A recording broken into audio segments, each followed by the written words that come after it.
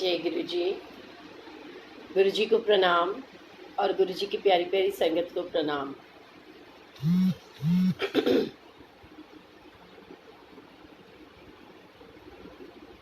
सभी को जय गुरु जी। जय गुरु जी नेहा, जय गुरु जी रूपांशी जी, नितिन जी जय गुरु जी। आप सभी को जय गुरु जी। मैं बिल्कुल ठीक हूँ, आप कैसे हो? जय गुरु जी गुंजन जी, जय गुरु जी किरण जी, जय Guru ji Anita aunty, how are you?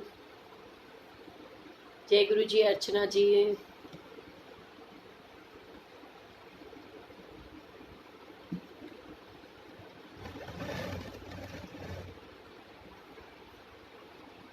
मैं बिल्कुल ठीक हूँ। सभी को जय गुरु जी।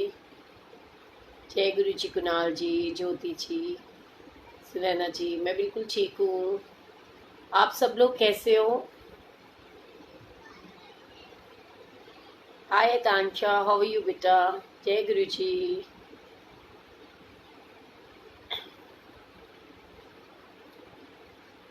आज जेठा अंकल ने सत्संग शेयर किया एंड जो हमारे सुमित अंकल हैं उन्होंने भी सत्संग शेयर किया। तो आप सब लोग ने अपनी अपनी सेवा की या नहीं की? पहले ये बताओ, सत्संग शेयर करने की, जो कि हमेशा मैं सबको बोलती हूँ, जय गुरु जी सुरभि जी, कि जब भी कोई सत्संग होता है तो वो आगे शेयर करना, संगत तक पहुँचाना, ये हम सबकी एक ड्यूटी बनती है। सभी को जय गुरु जी। नीरू जी, गुरु जी की ब्लेसिंग्स, उनका प्यार, उनका आशीर्वाद हम सबके साथ है और रहना भी चाहिए। एंड गुरु जी बहुत बहुत बहुत सारी ब्लेसिंग्स देते हैं। जय गुरु जी सतविंदर जी, हाय मोनिका, हाउ आर यू? जय गुरु जी। जब कोई अपना मंडे का सेवादार दिखता है ना तो एक अलग ही खुशी हो जाती है, यू नो। मैं बिल्कुल ठीक हूँ। या जो भी लोग हमारे को मंदिर में मिलते हैं, गुरु जी की ब्लेसिंग्स होती हैं, वो सब दिखते हैं तो बहुत बहुत बहुत खुशी होती है। गुरु जी सबके ऊपर मेहर करें एंड हम सब लोग ऐसे ही एक दूसरे के साथ में मिलते रहें। क्या बात है, उफ। जय गुरु जी, आप कैसे हो? ये हम सबके लाडले राजेश विरमानी जी, जिनकी स्माइल की तो मैं भी कायल हूँ। मेरा भाई बहुत अच्छा है। जय गुरु जी रीना दीदी, हाउ आर यू? बहुत खुशी होती है, यू नो, जब अपने सारे टीम के लोग, अपने साथ के सेवादार हमारे को दिखाई देते हैं, या जो संगत हमें मिलती है उनके साथ में इंटरेक्शन होता है तो बहुत अलग ही खुशी होती है। जय गुरु जी नेहा, जय गुरु जी नीना जी। कब खुलेगा मंदिर मेरे को नहीं पता। जब गुरु जी की ब्लेसिंग्स होंगी ना तो सभी को पता चल जाएगा अपने आप कि गुरु जी ने मंदिर खोल दिया। जय गुरु जी रीना दीदी। नीना जी, आपने ना कुछ मैसेज किया था बट आई थिंक मैंने मैसेंजर ना शायद डिलीट कर दिया है, तो वो ना मेरे पास पहुंच नहीं पा रहा। तो आप तो अनुभूति से बात करके, या मुझे वैसे ही आप मेरे को मैसेज करना। जय गुरु जी, सभी को जय गुरु जी। फिर पहले आपके साथ में वो बातें करें जो गुरु जी ने आज्ञा दी, जो मन में एक भाव आता है ना। और उसके साथ साथ में यू नो एक बहुत अलग, एक डिफरेंट एक फील भी होती है कि गुरु जी की ब्लेसिंग्स है तो पूरे गुरु परिवार के साथ में शेयर भी करनी चाहिए। उससे पहले ना मैं एक छोटा सा सत्संग शेयर करती हूँ। ये रीना दीदी वगैरह ये मेरे को मिले थे जब हमारे अनिल अरोड़ा अंकल का 50th बर्थडे सेलिब्रेट किया था हमने, आई थिंक कोरल बेल में। तब मेरे को ये लोग मिले एंड गुरु जी की इतनी ब्लेसिंग्स कि मैं बता नहीं सकती। बहुत बहुत शुक्राना है गुरु जी का। सब लोगों ने खूब अच्छे से एंजॉय किया था। हमें बिल्कुल ये पता नहीं था, ये अंदेशा नहीं था कि अनिल अंकल हमारे साथ नहीं रहेंगे। तो वक्त का कुछ पता नहीं होता, कब कौन हमारे बीच में से चला जाता है, और सब गुरु जी को पता होता है। एंड कहते हैं तेरा भाना मीठा लागे। जय गुरु जी इंदु जी, गुंजन जी, सभी को जय गुरु जी। जय गुरु जी कनिका। गुरु जी की ब्लेसिंग सबको मिलती रहे। मैं बिल्कुल ठीक हूँ, आप सब भी गुरुजी की कृपा से मेरे को लगता है ठीक होंगे। सो हाय सृष्टि, हाउ आर यू? जय गुरुजी। और देखो मैं एक चीज़ बताऊं, आज मेरे को एक आंटी ने ना मैसेज किया था किसी अंकल के बारे में कि ये अंकल के बारे में बताइए। वो कहते हैं सोनिया आंटी मुझे जानती है। तो मैं टू बी वेरी ऑनेस्ट, देखो किसी के जो ये मैट्रिमोनियल वाले सिस्टम होते हैं ना, उन पछड़ों से प्लीज़ मैं हाथ जोड़ के विनती है मेरे को दूर रखो। मेरे को नहीं पता होता। एंड मैं किसी को अगर जानने की बात करूँ तो हम क्या जानते होंगे। जो सेवादार है वो हमको दिखता होगा, हमें इतना पता होता है कि हाँ भाई वो सेवादार है या नहीं है, एंड कौन से डे का है, और जो भी कह लो।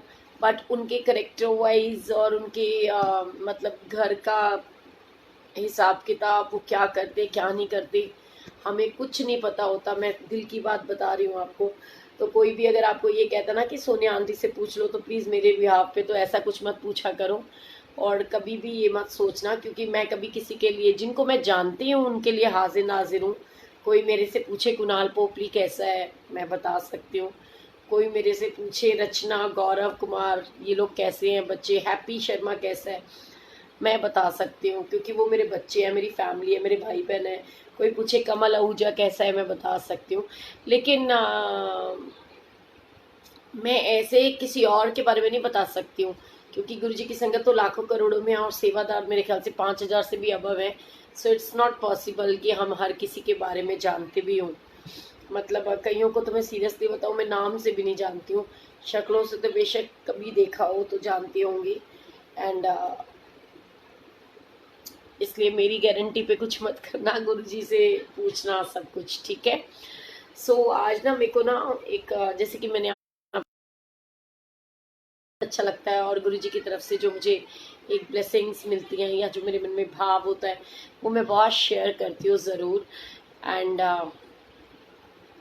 मेरी ये विशेज़ है, मैं चाहती हूँ कि मेरे पूरे गुरु परिवार के सारे बच्चे अच्छे अच्छे घरों में सेटल हो जाएं और गुरुजी की ब्लेसिंग सबको मिले। इनफैक्ट मुझे पता चला है अनुभूति ने भी ये मैट्रिमोनियल साइट बनाई है, कुछ वो भी स्टार्ट किया है। तो आई विश कि गुरुजी की ब्लेसिंग्स मिले।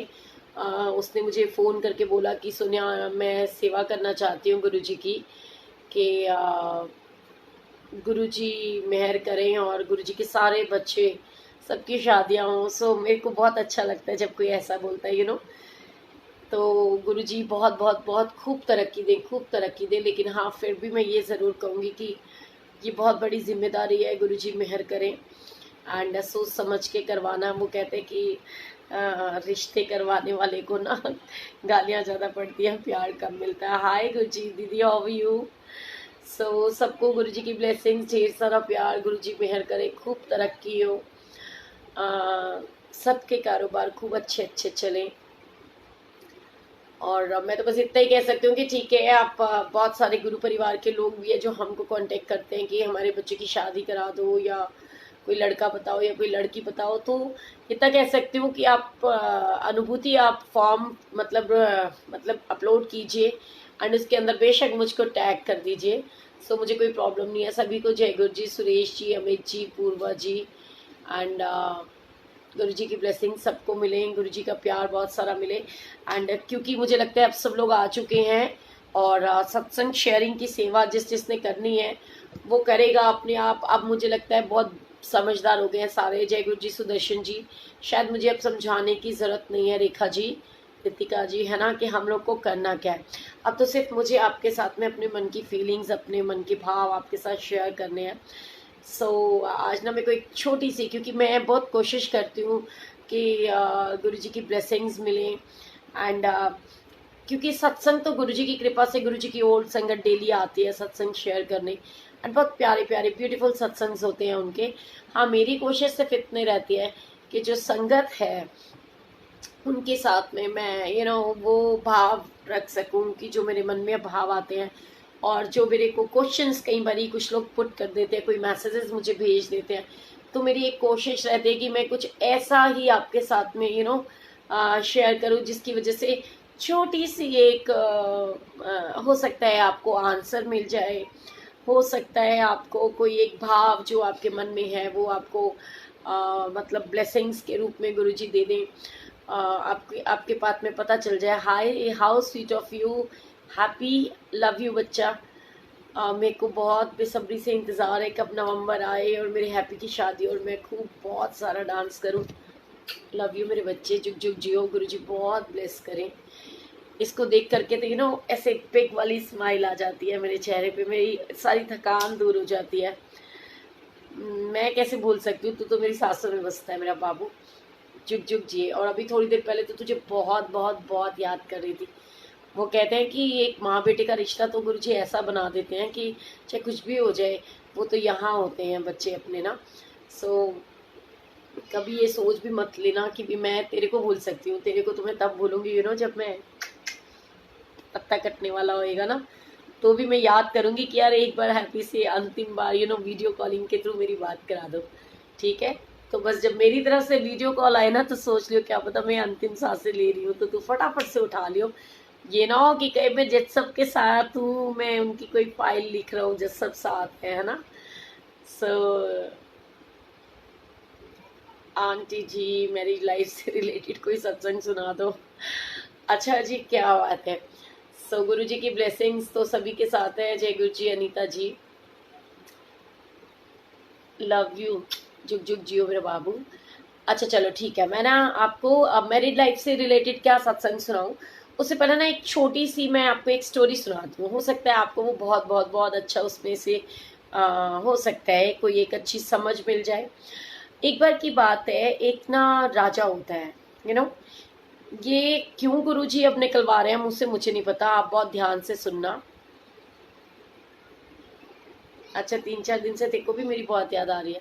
हाँ मेरे को भी आ रही है, और कल कॉल करूँगा पक्का पक्का मैं भी, ठीक है। हाँ नहीं नहीं, मैं कहीं नहीं मरने वाली, तेरे बच्चों की भी शादियाँ करनी है मैंने, तो फिर वो तभी तो सारे कहेंगे मॉडर्न दादी है, ऐसे तो मेरी वैल्यू बनेगी नहीं, है कि नहीं। तो ऐसा कुछ नहीं है। तो चल ठीक है, फिर एक छोटी सी स्टोरी सुनाती हूँ। एंड देखो मैं आपको एक सच्चाई बताऊँ, अगर आज मैं बोल पाती हूँ ना तो मेरी इंस्पिरेशन है ये हैप्पी शर्मा। ये मुझे बहुत इंस्पायर करता रहता है, हमेशा बोलता रहता है कि आप ऐसे करो है ना, सो इसने बहुत कुछ सिखाया है मेरे को। कहते हैं बच्चे बहुत कुछ सिखाते हैं, अगर हम समझना चाहें तो बहुत ब्लेसिंग्स होती हैं गुरु जी की।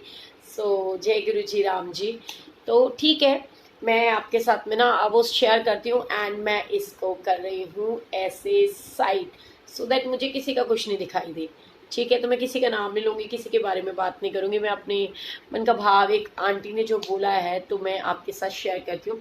एक बार की बात होती है, एक राजा होता है और एक लकड़हारा होता है।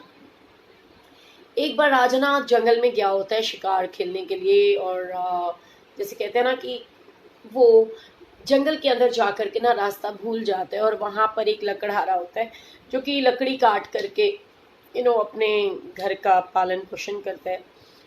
तो राजा जी जो होते हैं ना वो रास्ता भूल जाते हैं, और उनको जो है ना वो मिलता है जब लकड़हारा, तो राजा उसको बोलते हैं कि प्लीज़ आप हमारे को रास्ता दिखा दीजिए बिकॉज मैं रास्ता भूल गया हूँ। तो वो जब लकड़हारा देखता है तो वो तो कहता है कि ये तो हमारे राजा साहब है, तो वो उनको प्रणाम करते हैं कि राजा जी आपको बहुत बहुत प्रणाम। एंड सबसे पहले वो उनको बहुत प्यास लगी हुई होती है, वो कहते हैं मुझे थोड़ा सा जल पिला दो। तो क्योंकि लकड़हारा बहुत जो है ना दिल से फटाफट, क्योंकि उनको पता होता है कि तो हमारे राजा साहब है, वो जल लेकर आता है और उनको जल पिलाता है और उनको फिर सही रास्ता भी दिखाता है। तो लकड़हारे को ना राजा साहब बोलते हैं कि आपने जो मुझे जल पिलाया ना आपका एक उपहार मेरे ऊपर उधारा आ रहा, आप जब चाहो।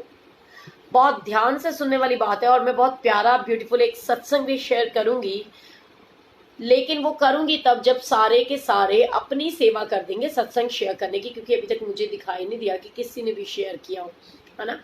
सो सत्संग तो मैं तभी शेयर करती हूँ जब संगत के साथ शेयर करती है, उससे पहले तो मैं सत्संग शेयर भी नहीं करती। तो मैं आपको बताऊं तो उन्होंने क्या किया, उन्होंने बोला कि आप ना कभी भी आपको जब टाइम मिले तो आप हमारे राजमहल में आइए, आपका स्वागत है, आपका उपहार मतलब जो है ना उधारा रहा। तो वो कहता है कि राजा साहब, आपने मुझे इतना प्यार से बात करी, मैंने आपको जल प्रसाद पिलाया, इसके बदले में मुझे कोई उपहार ही नहीं चाहिए। और ये तो गुरुजी की बहुत बड़ी ब्लेसिंग्स है, मेरे मुंह से तो हमेशा गुरुजी की ब्लेसिंग्स ही निकलता है। गुरुजी मेहर करें, हर किसी को गुरुजी ब्लेसिंग्स देते ही रहते हैं, यू नो। सो फिर क्या होता है कि राजा अपने घर चला जाता है, और जो वो लकड़हारा होता है ना, वो घर जा करके अपनी रानी को, मतलब सॉरी, अपनी वाइफ को बताता है कि ऐसे ऐसे आज जो है राजा जी आए थे, मैंने उनको जल प्रसाद पिलाया और उन्होंने मुझे बोला है कि आप कभी भी आइए राजमहल में तो मैं आपको एक उपहार जरूर। ने बोला कि जब राजा ने आपको बुलाया ही है तो हमें तो वैसे ही बहुत परेशानी है, तो आप किस चीज़ का वेट कर रहे हो, आप जाओ ना राजा के पास में, आप राजा के पास जाओ और जा करके वो जो उपहार देना चाहते हैं वो आप लेकर के आओ। तो एक गरीब सा लकड़हारा जब राजा के राजमहल में पहुंचता है तो उस समय जो उसके वहाँ पर सिपाही और दरबान वगैरह होते हैं वो उसको ना जाने नहीं देते। तो वो कहते हैं मुझे तो राजा जी ने बुलाया था। तो वो देख करके हैरान होते हैं कि इसके कपड़े फटे हुए हैं, ऐसा गरीब आदमी, और इसको राजा ने बुलाया था। पर चलो खैर, एनीवेज, जब उन्होंने बोला कि राजा ने मुझे बुलाया है, उन्होंने मुझे इनवाइट किया है, तो वो जाते हैं राजा के पास और उनको बताते हैं कि कोई लकड़हारा आपसे मिलने के लिए आया। तो राजा जी बोलते हैं कि हाँ बिल्कुल, उनको बहुत बहुत इज्जत के साथ आप अंदर लेकर के आइए, और वो राजा के पास पहुंच जाता है। तो उस समय में राजा उनको बोलते हैं कि भाई मैं आपको ना कुछ उपहार देना चाहता हूँ। तो वो ये सोचते हैं अभी मैं इसको क्या उपहार दूँ, एक लकड़हारा है। सो वो उनके ना बहुत अच्छे अच्छे एक उनके चंदन का खेत होता है उनके पास। तो वो क्या करते हैं कि वो चंदन का खेत जो है ना वो उस लकड़हारे को दे देते हैं। वो ये बोलते हैं कि ये जो चंदन का खेत है ना ये आज से आपका हुआ। तो लकड़हारा तो बहुत खुश होता है कि भाई मेरे को तो चंदन का खेत मिल गया। एंड वो घर आता है, अपनी बीवी को बताता है और बहुत खुश होता है। तो वो क्या करता है कि वो जितनी लकड़ियां होती है ना, मतलब चंदन की लकड़ियां, क्योंकि वो एक लकड़हारा है, उसका काम क्या था, लकड़ी काटना और उसके कोयले बनाना और बेचना। तो उसने ये नहीं सोचा कि भाई मेरे को जो दिया है राजा जी ने, ये तो एक चांदी सुनो सॉरी, वो कहते हैं एक चंदन की लकड़ी है और चंदन के बागान है। उसने ये नहीं सोचा, उसने मतलब वो कहते हैं ना कि हमको चीज तो मिलती है लेकिन हमको उसकी वैल्यू पता नहीं होती, तो हम अपना नुकसान भी कर देते हैं। अपने बुरे वक्त को आने से कैसे रोकना होता है ये इसके ऊपर है। ये आपके अंदर, आपके भीतर चल रही चीजें होती हैं। आपको तो एनालाइज करना आना चाहिए कि आप अच्छा कर रहे हो या गलत कर रहे हो, ये सही में है कि नहीं है। ठीक है। सो वो ब्लेसिंग्स थी कि उन्होंने उनको चंदन का खेत दिया, उन्होंने राजा का शुक्राना किया और उन्होंने क्या करा कि वो सारी लकड़ियां काटनी शुरू कर दी। एंड आपको पता है कि राजा के मन में एक बार आता है, वो कहता है अरे यार मैंने तो ना उन लकड़हारे को जो है अपना चंदन का खेत दिया था, तो मैं देखता हूँ अब तो उसकी दिन दुगनी रात चौगनी तरक्की हो गई होगी, खेत बहुत लहरा रहा होगा और बहुत बड़ा हो चुका होगा, अब तक बहुत विशाल उसने वो ले लिया होगा रुख। तो उन्होंने बोला कि उनके मन में ये भाव आया। लेकिन होता क्या है, जब गुरु जी की ब्लेसिंग्स साथ हो तो सब कुछ अच्छा अच्छा ही होता है। एंड उनके साथ में क्या होता है कि वो जब वो उनको मिल जाता है सारा कुछ, तो वो क्योंकि उसको समझ नहीं होती, वो कहते हैं ना बंधन बंदर क्या जाने अदरक का स्वाद, ठीक वैसा ही उस व्यक्ति के साथ होता है। उसको नहीं पता होता कि ये चंदन की लकड़ी है तो कितनी वैल्यूएबल है, मीन्स ये आपके और मेरे लिए है। सुनो, तो वो जब राजा उसके पास पहुंचते तो उसको बोलता है कि हाँ जी कैसे है। वो जब देखता है खेत तो उसको खेत के नाम पर कुछ दिखाई नहीं देता। राजा बड़ा दुखी होता है कि यार ये क्या हो गया, ये मेरा खेत इतना सुंदर था, जो चंदन का खेत मैंने इसको दिया था वो तो कहीं दिखाई नहीं दे रहा। तो यहाँ तो सारी लकड़ियाँ कटी पड़ी, बिल्कुल वीरावान जंगल की तरह बन गया, और वो खेत कहाँ है कुछ नहीं दिखता। एक आध पेड़ था, मतलब वहाँ पर छाया देने के लिए वृक्ष तक नहीं बचा कि जिसकी छाया वो बैठ सके। वो बुलाता है उसको और पूछता है लकड़हारे को कि लकड़हारे मैंने आपको जो चंदन का खेत दिया था उसका आपने क्या किया। बोले ये जो लकड़ियां सारी, वो एक एक करके सारी लकड़ियां चंदन की काट के पूरा खेत ही खाली कर देता है, सारी लकड़ियां काट लेता है, सारी लकड़ियां काट लेता है, कुछ नहीं बचता वहां पर। तो बोले मैंने तो आपको चंदन का खेत दिया था उसका क्या हुआ। बोले मैं तो एक लकड़हारा हूँ, तो मैंने वो सारी लकड़ियां टूटी। और वो राजा देखता है कि वहां पर ना कोयले के ढेर लगे हुए हैं, बहुत सारे कोयले के ढेर लगे हुए हैं, काले काले कोयले के। तो वो कोयले के ढेर लगे हुए, तो राजा पूछता है उससे कि भाई मैंने जो तुझे लकड़ियां दी थी, मतलब वो जो खेत दिया था उसका तूने क्या किया? बोला मैंने क्या करना था, पहले तो मुझे बहुत दिक्कत होती थी खाना वाना बनाने में, हमारे पास खाना खाने में बड़ी दिक्कत होती थी, हमारे पास कुछ भी नहीं था। आपने जब से हमें खेत दिया, मैं उसके लकड़ियां काट करके कोयले बना करके बेचता हूँ, तो मुझे पहले से अच्छा सुकून भरी रोटी मुझे मिलनी शुरू हो गई है। तो मेरा मतलब कल्याण हो गया आपकी वजह से, आपका लख लख शुक्राना।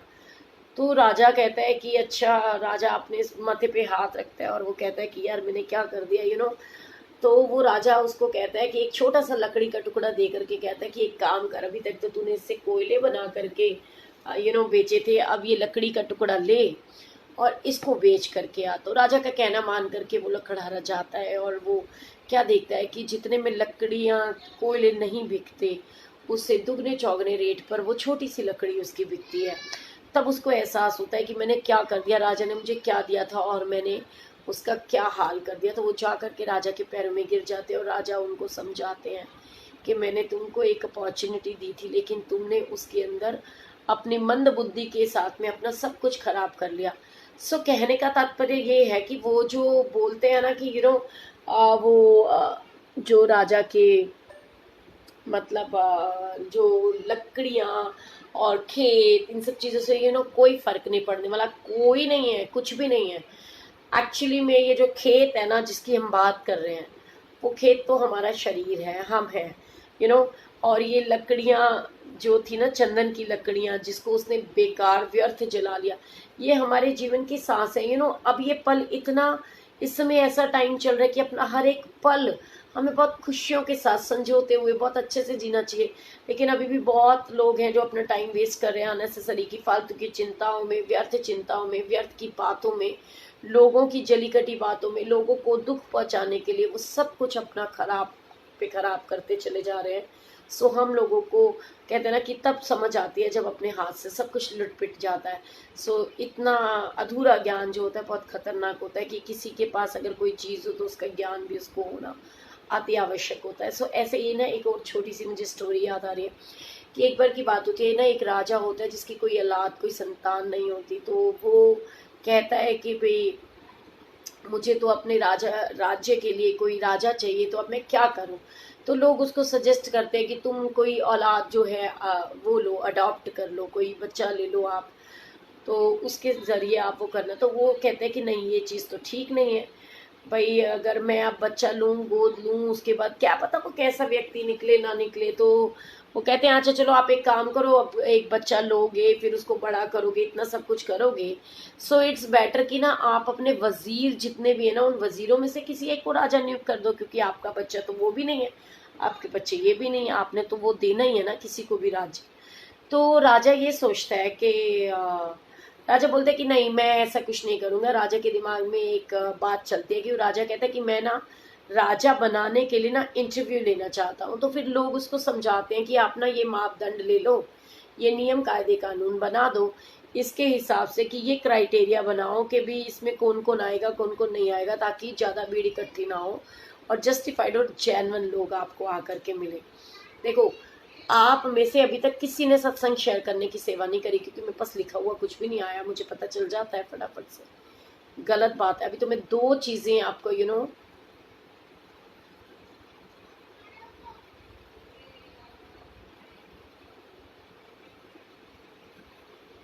भाई, मेरे गुरु जी तो हर जगह पे हर पल मेरे अंग संग विराजमान है। आप अपने मन में ये भाव क्यों लेके आ रहे हैं? तो सबका अपना अपना वो तरीका है, किसी को गुरु जी कहाँ दिख रहे हैं, नहीं दिख रहे, सो भाव अपना अपना। गुरु जी तो हर जगह पर है। अपने भीतर गुरु जी को देखा कीजिए। मैं तो रोज समझाती हूँ, रोज ये चीज़ें कहती हूँ कि आपको अपने भीतर गुरु जी को देखना है, हमको कहीं और नहीं देखना है। गुरु तो हमारे साथ है। वो कहते हैं ना, रब ते तो दूर नहीं, तेरा भी कसूर नहीं, वेखण वाली अख जेड़ी ओदे विच नूर नहीं। सो गुरु जी की ब्लेसिंग्स है एंड गुरु जी तो हर पल हर जगह विराजमान है। एंड वो जो जैसे कि मैंने आपको बोला, सत्संग शेयर करने वाली सेवा आप लोगों ने नहीं करी है, लेकिन चलो खैर एनीवेज, तो मैं आपसे बताना चाहती थी कि उसने क्या करा। उसने बोला कि ना हम एक ऐसा कोई नियम कायदा कानून नहीं बनाएंगे, यहाँ पे हर तरह का, हर जाति का, हर एज ग्रुप का जो व्यक्ति है वो आ करके अपना मतलब इंटरव्यू दे सकता है। तो वो क्या करते हैं, जब वो इंटरव्यू देने लगते हैं उस समय में सब जगह पर वो जो है ना वायरल हो जाती है खबर की भी राजा जो है अपने लिए एक राजा ढूंढ रहा है अपने राज्य के लिए, और उसने बोला है कि कोई मापदंड नहीं है, कोई भी उसके लिए अप्लाई कर सकता है। तो एक ना किसान होता है जो कि फार्मर जिसको बोलते हैं, वो अपने पिता को बोलता है कि भाई मैं चाहता हूँ कि मैं भी इस प्रतियोगिता के अंदर भाग लूँ। तो वो कहते हैं कि आप कैसे लोगे, कि तुम्हारा तो कहीं नंबर ही नहीं आएगा, हम इतने गरीब है ना, हमारे पास में पैसा है ना, हमारे पास में वैसे कपड़े लगते हैं, हमारे पास में तो कुछ भी नहीं है, हम तो पहले ही रिजेक्ट हो जाएंगे, तो क्या करोगे वहां जा करके। पर लड़का जिद करता है, वो कहता है कि मेरे को कोई बात नहीं, आप अपना आशीर्वाद दीजिए और मुझे ब्लेसिंग्स के साथ में एक बारी मौका उनको आजमाने तो दीजिए, मुझे देखने तो दीजिए कि आखिर राजा जी चाहते क्या है, मुझे पता तो चले। तो वो बोलता है कि आपके पास में अगर थोड़े बहुत कुछ छोटे छोटे मतलब कुछ थोड़ा बहुत भी अगर आपके पास पैसे रखे हो, तो क्योंकि वो जानते हैं कि भी मेरे पास तो वैसे कपड़े भी नहीं है कि मैं कैसे जा करके इतने बड़े बड़े लोगों के साथ में उठूंगा बैठूंगा, तो मेरे पास नहीं है। जैसे कि कहते हैं ना स्टेटस सिंबल होता है, अब हमारे पास मतलब सोनिया आंटी के पास तो कुछ नहीं है देने के लिए। तो वही वाली बात होती है कि सिंपल सी बात है कि उसने बोला कि भाई मेरे पास में तो कुछ नहीं है पिताजी, लेकिन मैं ये चाहता हूँ कि मुझे बस तो वैसे कपड़े भी नहीं है, तो आप मुझे थोड़े से पैसे दे दीजिए ताकि मैं अपने लिए कुछ छोटा सा सुंदर सा वस्त्र मैं अपने लिए ले सकूं, जिसको पहन करके मैं राजा के पास जाऊं। सो वो उनके मन में बात जचती है, वो उसको थोड़े से पैसे देते हैं, तो उस लड़के को समझ में आता है, उसके पास पैंट शर्ट जो होती है वो वही पहनता है, लेकिन वो अपने लिए उन पैसों से एक छोटी सी ना एक जैकेट सिंपल सी खरीद लेता है, जो बहुत सुंदर होती है देखने में। तो और वो सुंदर सी जैकेट खरीदता है और उसके ऊपर पहनता है, और उसके मन में ये भाव आ जाता है कि अब मैं राजा से मिलने के योग्य हो गया, क्योंकि मैं दिखने लगा हूँ, थोड़ा सही दिख रहा हूँ। क्योंकि आप लोगों ने देखा होगा कि जब तक हमारे अंदर वो कॉन्फिडेंस लेवल नहीं आता, जब तक हम अच्छे नहीं लग रहे होते ना अपने आप को, तो हमारे अंदर वो कॉन्फिडेंस आता ही नहीं है। सो उसका कॉन्फिडेंस लेवल थोड़ा हाई हो गया जब उसको ये सब चीज़ें मिली, और वो राजा के पास जाने लगता है। लेकिन बीच रास्ते के अंदर क्या होता है, उसको एक गरीब व्यक्ति, एक भिखारी टाइप का व्यक्ति उसको मिलता है, जो कि बहुत ठंड से ठिठुरा होता है, उसके पास कुछ नहीं होता, वो भिक्षा मांगता है, भीख मांगता है उससे। तो वो पूछता है कि आप क्या चाहते हो, तो उसने कहा कि मेरे को ना आप कुछ भी दे दो, मुझे कोई ऐसा कपड़ा दे दो जिससे मैं अपना तन ढक सकूं, मुझे बहुत ठंड लग रही है, जिससे मैं अपने आप को ठंड से बचा सकूं। तो वो भिखारी जो है वो ऐसे बोल रहा होता है कि भी वो व्यक्ति कहता है भी मेरे पास तो थोड़ा बहुत खाने पीने का सामान है जो मैं साथ लेके आया हूँ, मैं आपको क्या दे सकता हूँ, मेरे पास तो उसके अलावा कुछ भी नहीं है, मेरे पास तो पैसे भी नहीं है। तो वो भिखारी जो होता है वो उसको बोलता है भी आप मुझे ना सिर्फ एक कुछ ऐसा कपड़ा दे दो जिसकी वजह से मैं अपने आप को ठंड से बचा सकूं। तो जबकि उस किसान को ये पता होता है कि उसके पास एक ही जैकेट है, जो कि उसने वो परचेज भी करी थी, रेंट पे ली थी, मतलब परचेज भी क्या करनी है, रेंट पे ली थी, जिसके बदले जो पहन करके वो राजा के सामने जा सके। तो लेकिन होता क्या है कि वो राजा के सामने जा सके ऐसा उसके मन का भाव था, लेकिन वो मतलब वहां पर आता है और अपने मन की बातें सारी उनके सामने रख देता है। तो उसने जब बोला कि भी जो मन का भाव होता है कि यार मैं क्या करूं, अपने मन में अपनी कश्मकश के अंदर वो होता है, वो ये सोचता है कि मेरे को क्या करना है। तो जब गरीब व्यक्ति जो है वो ठंड से ठिठुर रहा होता है ना, वो जब मांगता है तो उसको कुछ समझ में नहीं आता, वो अपनी जैकेट उतारता है और उसको दे देता है। वो ये भूल जाता है कि मेरे को जा करके राजा से मिलना है। वो कहता है चलो जो होगा देखा जाएगा, फिलहाल इसकी ठंड रुकनी चाहिए।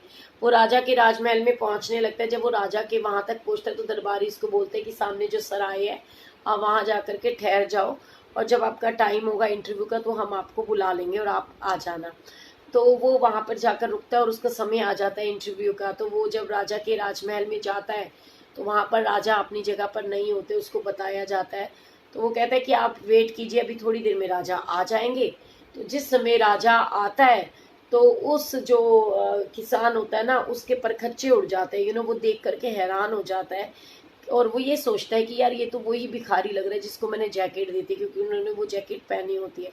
पर वो किस मुंह से पूछे, तो वो इशारों इशारों में राजा से बात करता है और राजा उसको ये प्रमाण देता है, बताता है कि हाँ मैं वही व्यक्ति हूँ, मैं वही भिखारी के रूप में। तो उसने पूछा कि आपने मेरे साथ ऐसा क्यों किया, क्योंकि आपके पास तो सब कुछ है, संपूर्ण हर चीज है, सर्वस्व के आप स्वामी हो।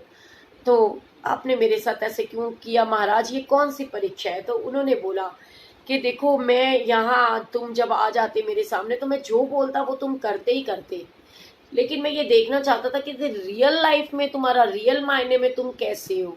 तो इसलिए मैंने तुम्हारा टेस्ट लिया और तुमको मैं यहाँ का राजा नियुक्त करता हूँ। वो बोला कैसे नियुक्त करते हो, अभी तो आप मेरे बारे में कुछ जानते नहीं हो।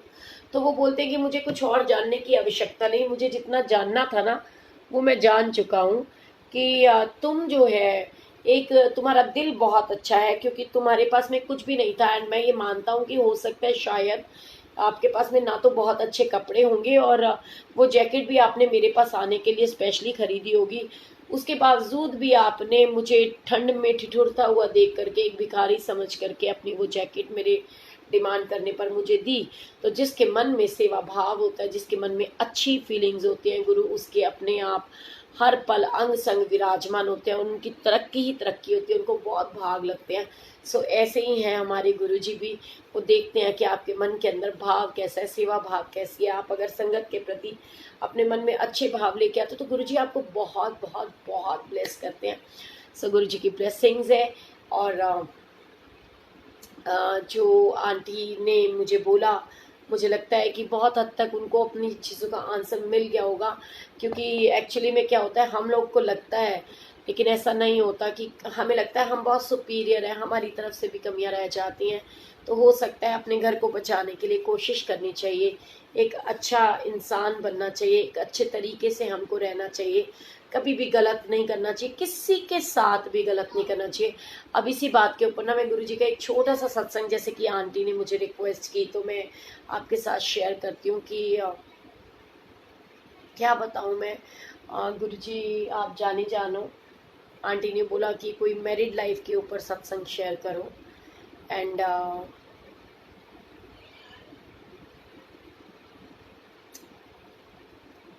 मुझे तो समझ में भी नहीं आ रहा कि मैं आपको कैसे क्या सत्संग सुनाऊं।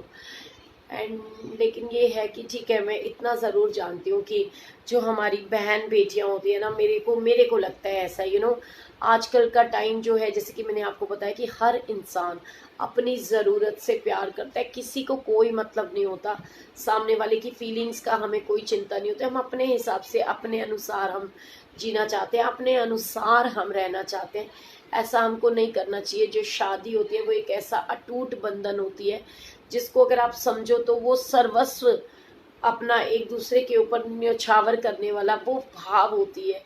तो मतलब कभी ये नहीं होता कि हाँ हाँ, जय गुरु जी। आंटी आप चिंता मत कीजिए, गुरु जी बहुत ब्लेस करेंगे। देखो, मैं तो सिर्फ इतना ही कह सकती हूँ कि हर रिश्ते के अंदर ना हमको कॉम्प्रोमाइज करना चाहिए, हमें अपने मन में वो भाव लेकर आना चाहिए। जय गुरु जी। रेणुका माँ, गुरु जी ब्लेस यू ऑलवेज।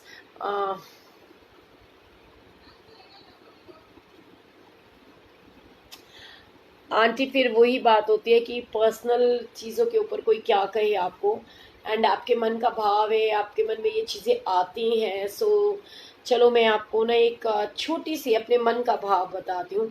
एक्चुअली हो सकता है शायद आपको समझ में आए, ये आपके लिए नहीं है, ये सभी के लिए है। हम जो बेटियां पैदा करते हैं ना, अपनी बेटियों के लिए हमारी ना डिमांड्स भी कुछ और होती है, हमारी सोच भी कुछ और होती है। अपनी बेटी को तो हम ये चाहते हैं कि आजकल तो मैंने कई ऐसे लोग देखे हैं जो कहते हैं यार कल्ला मुंडा होना चाहिए, बस और कोई धी पुत नहीं होना चाहिए, कल्ला मुंडा होवे। ठीक है, कोई कहता है मेरी कुड़ी दी सੱਸ ना होवे, कोई ਇਹੋ ਜਿਹਾ ਕਰ ਦੱਸਣਾ ਜਿੱਥੇ ਕੋਈ ਉਹਦੀ ਕੁੜੀ ਦੀ ਸੱਸ ਹੀ ਨਾ ਹੋਵੇ, कोई कहता है सोहरा ही ना होवे। तो हम ये भूल जाते हैं। और इनफैक्ट सबसे बड़ी बात बताऊं, आजकल का टाइम क्या है कि बहू तो हमको संस्कारी चाहिए, जिसको घर के सारे काम काज आने चाहिए। अपनी बेटियों को हम ग्लास इधर से उठाकर उधर रखने की भी परमिशन नहीं देते। हम ये सोचते हैं अरे यार मेरी बेटी क्यों करे। तो ये जब तक ये चीजें नहीं होंगी ना, देखो आजकल 90% रिश्ते क्यों खराब हो रहे हैं, क्योंकि कोई कॉम्प्रोमाइज करना ही नहीं चाहता, कोई झुकना ही नहीं चाहता। हर बंदे के मन में ना ये भाव आता है, पति सोचता है मैं पहले ही दिन से पत्नी को दबा के रख लूं, पत्नी सोचती है मैं पहले ही दिन से पति को दबा के रख लूं, इन लॉज को दबा के रख लूं। क्यों? क्योंकि उनको ये लगता है कि यार मेरा ना अस्तित्व खत्म हो जाएगा। ये जबकि बहुत गलत बात है, ऐसा नहीं होता। आप कोई भी इंसान आपके घर में आता है, आप कहीं जाते हो, तो मन में ना प्यार का भाव रखिए, रिश्तों के अंदर प्यार रखिए। एक्चुअली में प्रॉब्लम क्या होती है कि आजकल के बच्चों को ना जॉइंट फैमिली में रहते नहीं है, दो चार लोगों को उनको झेलने की आदत नहीं होती है। उनके मन में बस इतना सा भाव होता है, बस हर बंदा जैसे रहता है न्यूक्लियर फैमिलीज के अंदर सब लोग रहते हैं, वो ये सोचते हैं कि हमारा बच्चा है तो बस ये वहां जाए तो राज करे। और सबसे ज्यादा आजकल के रिश्ते पता क्यों खराब होते हैं?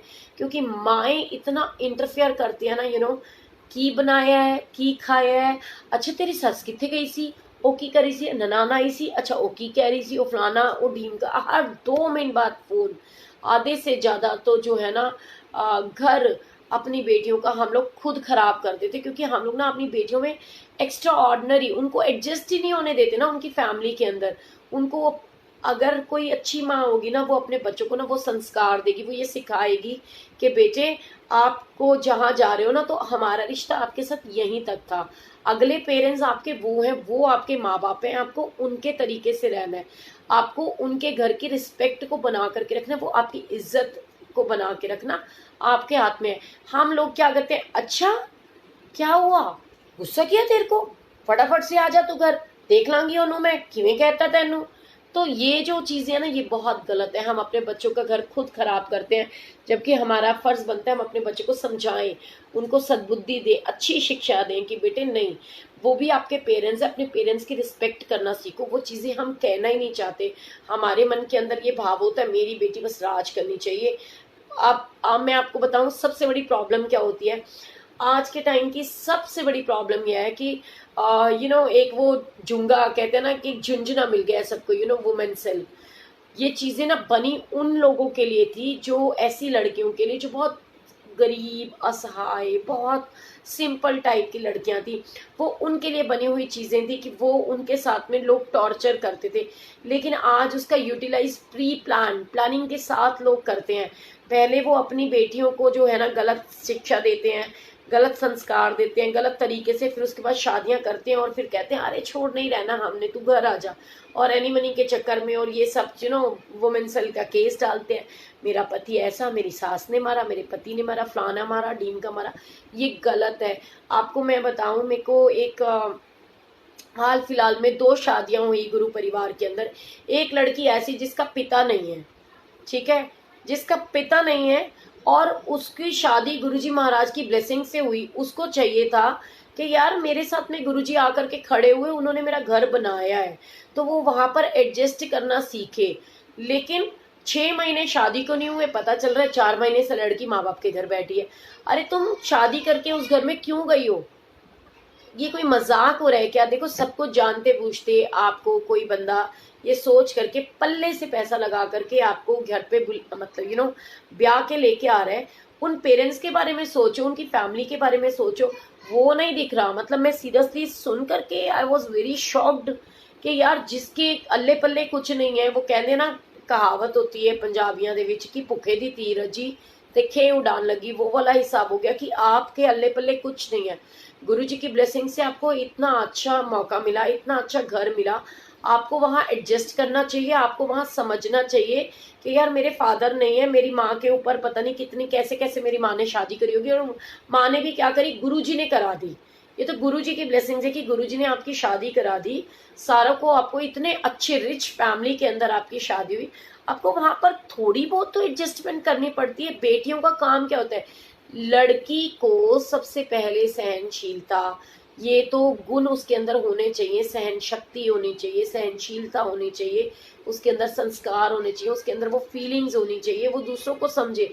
आप बिलीव करोगे, मैं सच्ची बताती हूँ, मैं कभी कभी बोलती हूँ कि गुरुजी मेरे से ज्यादा अमीर कोई ऐसा है नहीं कि मेरी बेटी इतनी प्यारी है, इतनी प्यारी है। मतलब वो मुझे समझाती है, वो मुझे सिखाती है। कभी अगर मैं मम्मा से भी अपनी बहस करती हूँ, कोई आर्ग्यूमेंट करती हूँ, तो वो मुझे टोक देती है, मम्मी आपको उन्होंने पैदा किया है, क्या हो गया, नानी है ना, बड़ी है, कुछ समझा रही है, आप सुन लिया करो।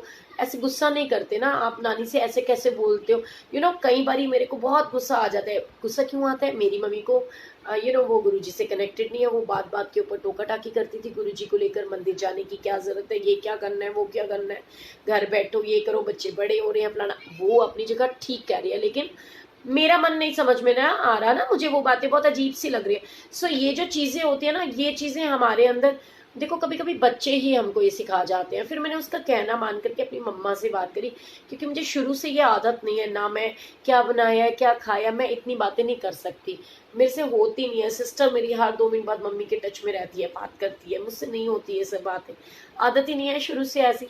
तो मम्मा को मैंने एक ही बात बोली, मैंने कहा आपको मुझसे बात करनी है ना, आप मेरे से चाहते हो ना कि मैं आपसे प्यार से बात करूं, मुझे बस जय गुरु जी बोलना शुरू कर दो। जब आप मुझे जय गुरु जी बोलोगे ना, मुझे गुस्सा आएगा ही नहीं। और गुरु जी के रिलेटेड कोई बात मत करना, बस आप अपने मन में इतनी चीज लेकर के आ जाना। जब आप ये सब कुछ नहीं कहोगे ना, मेरे को कभी आपके ऊपर गुस्सा नहीं आएगा। टच वुड, मेरा इतना अच्छा स्मूथ सब कुछ बढ़िया हो गया गुरुजी की ब्लेसिंग से। ऐसे ही मैं आपको बताऊं, एक लेडी है, मतलब इतने प्यारे मेरे अंकल, गुरुजी उनको मतलब हमेशा सबके दिलों में राज करने वाले, ऐसा घर, इतना संस्कारी घर। और मैं कहती हूँ आंटी मेरी ऐसी, सॉरी जिनके मुंह में जबान ने, इतनी क्यूट, पता नहीं गुरुजी उनका कौन सा टेस्ट ले रहे हैं। उन्होंने भी अपने बेटे के लिए एक गरीब घर की लड़की ली कि चलो ठीक है यार, उनका वाइफ की डेथ हो गई थी, लड़की डिवोर्सी है, तो सोचते हैं कि चलो उनके 2 बच्चे हैं तो वो भी अपने साथ में मतलब कि भी करें, चलो किसी का घर बस जाएगा, मेरे भी दोनों बच्चों को माँ मिल जाएगी। पहले तो लड़का शादी के लिए राजी नहीं था, जैसे तैसे लड़का राजी हुआ, सब कुछ हुआ। वहां लड़की को भी ये चीज सोचनी चाहिए। पर तो वही वाली बात की 2 महीने क्या मतलब 1 महीना भी काटा नहीं, और वो लड़की अपने माँ बाप के घर जा करके बैठी है। माँ बाप को समझ होनी चाहिए कि अपनी बेटी को बोलो कि ऑलरेडी एक डिवोर्स तुम्हारा हो चुका है। जब एक इंसान, कोई भी इंसान हो, सॉरी टू से आंटी मैं आपके बारे में नहीं कह रही हूँ, प्लीज माइंड मत करना, जिसका घर एक बार टूट जाता है ना, वो फूक फूक के कदम रखता है। वो ये सोचता है कि यार मेरे बच्चे को, मेरी बेटी को ऐसे इतना अच्छा घर मिल रहा है, एक पिता का प्यार मिलेगा, पिता का नाम मिलेगा, उनको तो सोचना चाहिए कि वो नतमस्तक हो जाए ऐसी फैमिली को। और बीइंग अ टीचर, एक बहुत एजुकेटेड वो पर्सनैलिटी होती है टीचर की, तो उसको समझ होनी चाहिए। लेकिन वो चीजें नहीं है, वो अपना घर फिर से खराब करके बैठी है अपने पिता के घर में। और माँ बाप को भी पता नहीं कैसे आजकल के माँ बाप हैं जो अपने बच्चों को समझाते नहीं है। मतलब ऐसे मैंने बहुत सारे केसेस देखे हैं।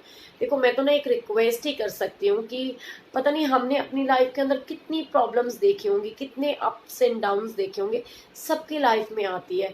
हम बाहर वालों की बातें सुन लेते हैं, हम इन लॉज की बातें सुनने में हमारे पेट में दर्द हो जाती है। हम बाहर के लोगों को ना बहुत कुछ ऊल जलूल, मतलब कोई बॉस डांटता है तो सुनते हैं ना, कोई फ्रेंड बनी हुई होती है इतनी बातें सुनाती है, कोई बॉयफ्रेंड बन जाता है 36 गालियां भी निकाल देता है, हम बर्दाश्त करते हैं। कोई एक्स्ट्रा मैरिटल अफेयर लोग चलाकर बैठते हैं, वहां पे इतना कुछ बकवास सुनते भी हैं, बर्दाश्त करते हैं। लेकिन वही चीजें अपने हस्बैंड से सुनने में बहुत दिक्कत आती है। तो ये गलत चीज है। अपने बच्चों के अंदर, अपने फैमिली के अंदर एक संस्कार डालिए अपने बच्चों के अंदर, अपनी फैमिली को संस्कारित फैमिली बनाइए, अपने बच्चों को संस्कारी बनाइए, उनको अच्छी शिक्षा दीजिए, उनको सद्बुद्धि दीजिए, उनको समझ दीजिए। मतलब मैं कई बार बताऊं, मैंने ऐसे भी केसेस देखे हैं कि घर के अंदर सब कुछ होते हुए भी लड़कियां, देखो मुझे समझ में नहीं आती एक लड़की को क्या चाहिए होता है। देखो आजकल की कई लड़कियों की प्रॉब्लम होती है, अरे मेरी सास तो मुझे कहीं जाने ही नहीं देती, मुझे यहाँ नहीं जाने देती, मुझे वहां नहीं जाने देती, मुझे ये नहीं खाने देती, मुझे वो नहीं खाने देती। अरे तुम ये सोचो ना कि कोई जेन्युइन चीज देखो, उन लोगों को देखो जिनके घर में खाने के लिए रोटी नहीं है, सिर छुपाने के लिए जगह नहीं है, पहनने के लिए अच्छे कपड़े नहीं है। वो औरतें कैसे रह रही हैं जिनके घर में कमाने वाला नहीं है, उनका हस्बैंड कोई काम नहीं करता, फिर भी वो औरतें रह रही हैं ना, उनके साथ में टाइम स्पेंड करती, गुजारती हैं, अपनी जिंदगी को काट रही हैं। और आज के टाइम में सबको सब सुख सुविधा होती है, पैसा भी है, शोहरत भी है, मतलब 2-2 लाख रुपए मंथली उनको पॉकेट मनी मिलती है, फिर भी वो लोग गलत रास्ते चले जाती हैं, गलत तरीके से। इतने अच्छे संस्कार, इतने अच्छी फैमिलियां मिलती हैं, इतने प्यारे सास ससुर मिलते हैं, इतनी अच्छी फैमिली मिलती है, वहां पर भी लड़कियां एडजस्ट नहीं कर रही। तो अब चाहते क्या हो? मतलब जिंदगी ना ऐसे नहीं करती। अगर आपको जिंदगी ऐसे ही काटनी है ना, तो इससे बेटर है आप शादी करो ही ना, अकेले रहो, जैसे रहना है रहो, अब जिस तरीके से मर्जी रहो। कई आंटियां तो ऐसे ऐसे मैसेजेस कर देती हैं, मतलब मैं आपको क्या बताऊं, अनबिलीवेबल चीजें होती हैं। मेरे को तो एकदम से बीपी शूट हो जाता है, गुस्सा आता है, दिल करता है अगर ये मेरी बेटी होती इसके मुंह पे चपेट मारती और इसको कहती कि अपना घर बसा जा करके। क्या बकवास लगा रखी है, मतलब व्हाट इज दिस नॉनसेंस, सब कुछ है तुम्हारे पास, तुम अननेसेसरी अपने आप को परेशान करो यार। नहीं जाने दे रहा कोई तो घर के अंदर हो, आपको कम से कम किसी के आगे हाथ नहीं फैलाना पड़ रहा, किसी से कुछ मांगना नहीं पड़ रहा। मतलब सिंपल सी बातें हैं, वो चीजें देखते नहीं। संस्कार अपने भीतर, आप खुद ही संस्कारों के अंदर नहीं रहोगे तो आप अपने बच्चों को क्या सिखाओगे। मतलब बहुत सारी चीजें ऐसी होती हैं जहाँ पे कॉम्प्रोमाइज करना पड़ता है। सो सॉरी टू से, मैं नहीं चाहती थी किसी को हर्ट करना। पता नहीं गुरुजी जानी जाने क्या है क्या नहीं, मुझे नहीं पता।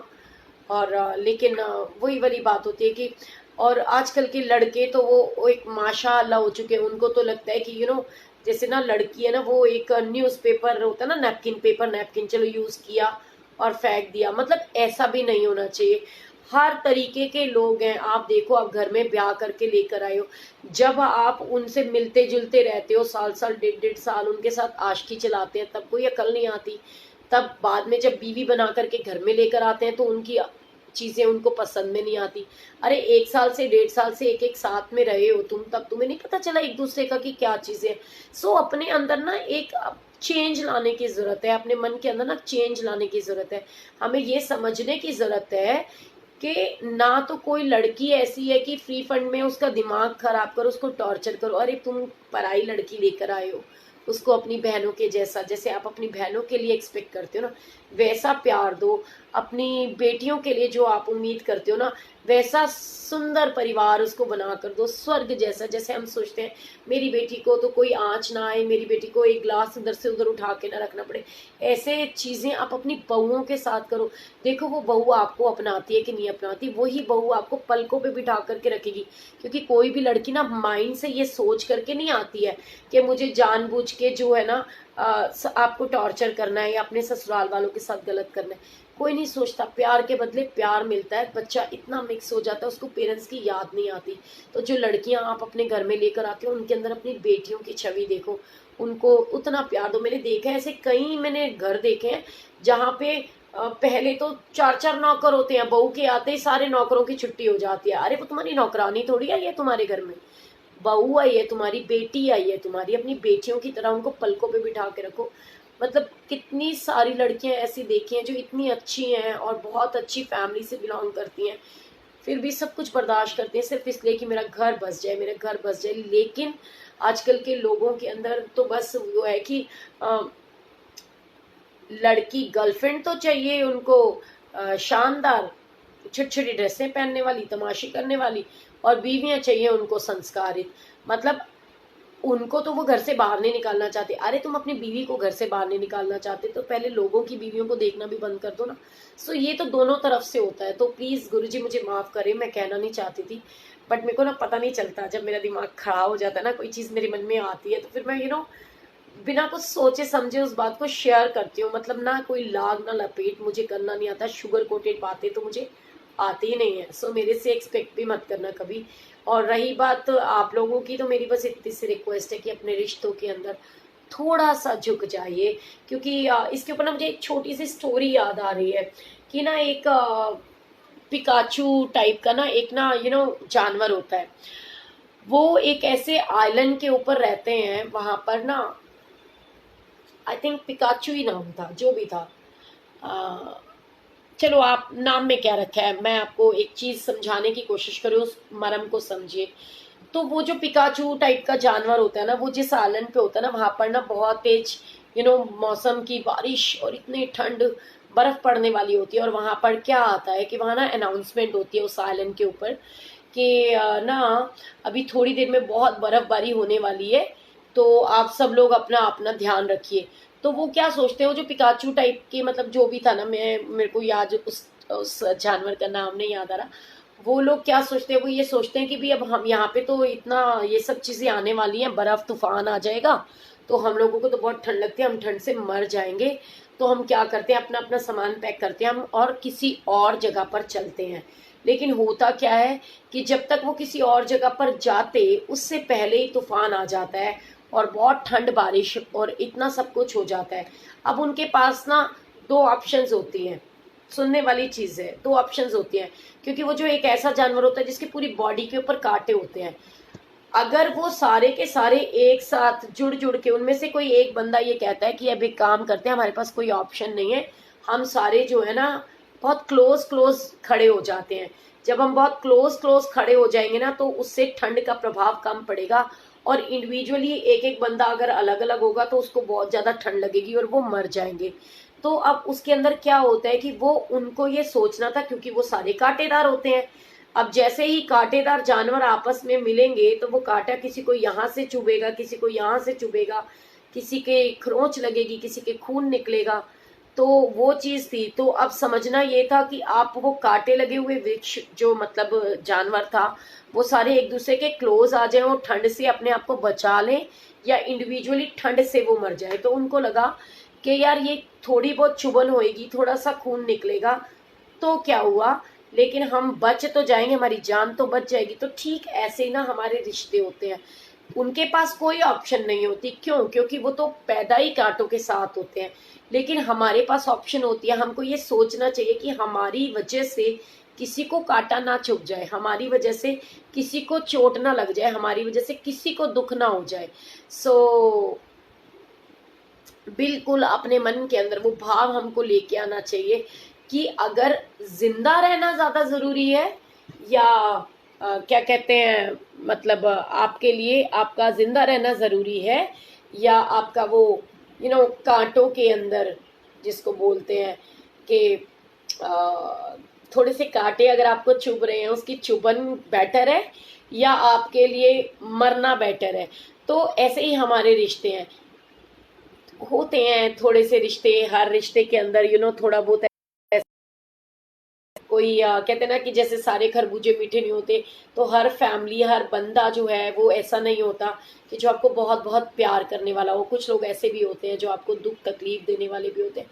सो व्हाट, जैसे कांटेदार वो जो पिकाचू है, उन लोगों ने भी ये सोचा ना कि अपनी जिंदगी बचाएं तो बेटर है कि हम थोड़ी थोड़ी चोट खा लें। सो ऐसे ही हमको भी अपने रिश्तों के अंदर बिल्कुल पॉक्यूपाइन, बिल्कुल, थैंक यू आंटी, पॉक्यूपाइंस थे, बिल्कुल सही कह रहे हो। मैं ना दिमाग से एकदम स्किप कर गया था मेरे कि वो कौन सा जानवर था, मुझे याद नहीं आ रहा, जिसको बहुत सारे कांटे होते हैं।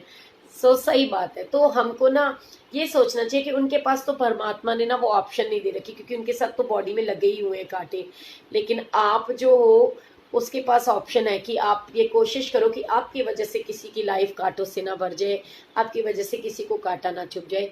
सो गुरु जी ब्लेस यू ऑल। कोई बात मेरी बुरी लगी हो, जो भी वो आंटी थी, उनको तो मैं हाथ जोड़ करके आपसे क्षमा चाहती हूँ, प्लीज मुझे माफ कर दीजिएगा, गुस्सा मत कीजिएगा। क्योंकि जब मुझसे पूछोगे, इसीलिए मैं कहती हूँ मुझसे कुछ पूछो ही मत, क्योंकि मुझसे पूछोगे तो मैं तो अपना एक्सपीरियंस और अपने मन के भाव ही आपके साथ शेयर करूंगी ना।